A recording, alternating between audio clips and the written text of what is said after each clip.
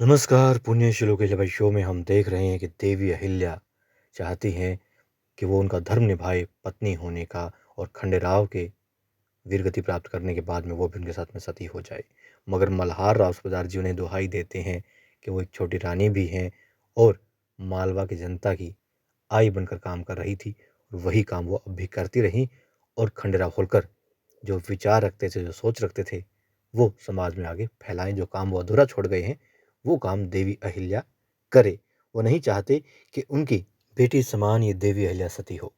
अब बहुत सारे लोग चाहते हैं कि धर्म निभाई पत्नी होने का वो, मगर मल्हार राव सूबेदार जी के सामने कोई बोल नहीं सकता। लेकिन सिर्फ एक इंसान है, जी हाँ, पेशवा जी। वो बोलते हैं और कहते हैं कि अहिल्या को, देवी अहिल्या को सती होना ही होगा।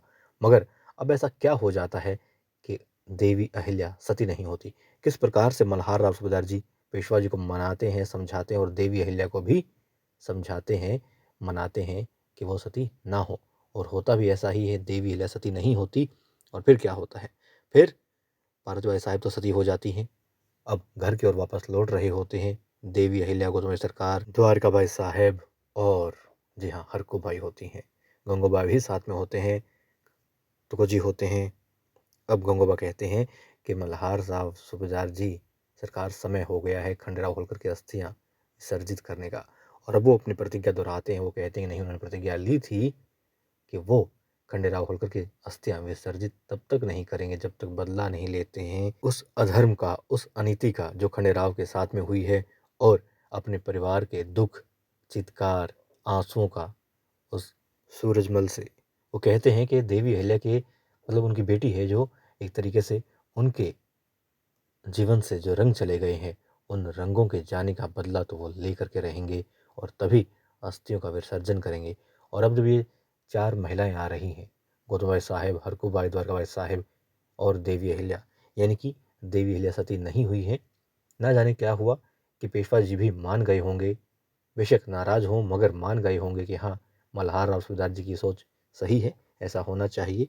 और ऐसा क्या हुआ, क्यों हुआ, कैसे हुआ, ये हम देखेंगे आज के एपिसोड में।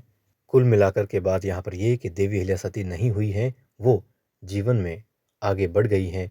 और अब वो जैसे ही वाड़े में पहुंचेंगी तो मालवा की जनता के लिए एक नया क्रांतिकारी दिवस आरंभ हो जाएगा, क्योंकि अब देवी अहिल्या का एकमात्र ध्येय होगा कि मालवा की जनता का उद्धार करना है। जो सोच, जो विचारधारा, जो स्वप्न देखा करते थे खंडेराव होलकर उनकी जनता के लिए, अब वो सारे काम देवी अहिल्या करेंगी। बेशक खंडेराव होलकर गुस्सैल प्रवृत्ति के थे, मगर वो जनता हितैषी थे, उनके हितों में काम करना चाहते थे और यही उनका एकमात्र जीवन का ध्येय था। और अब इस कार्य को देवी अहिल्या पूर्ण करेंगी। कैसे करेंगी, ये आने वाले एपिसोड्स में हम देखेंगे।